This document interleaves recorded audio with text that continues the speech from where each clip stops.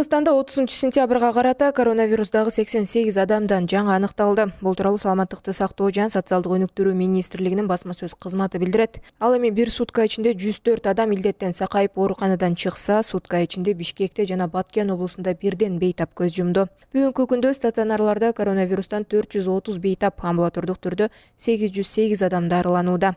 Кыргызстанда пандемия башталгандан бери 178.532 адам коронавирус жуктурган. Алардын ичинен 173.206 адам айыгып чыкса, 2607 киши каза болгон.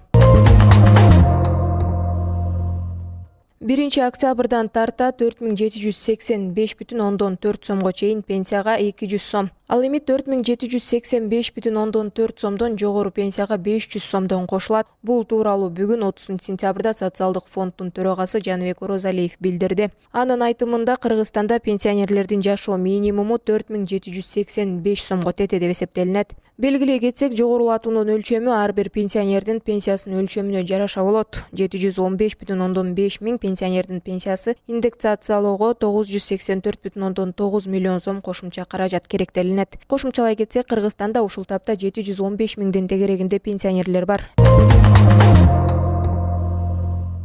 Ошто окуучу кызды сүзүп кеткен автоунаанын айдоочусу табылды. Бул тууралуу Ош шаардык милициясынын кайгылуу кызматынын басма сөз кызматы билдирет.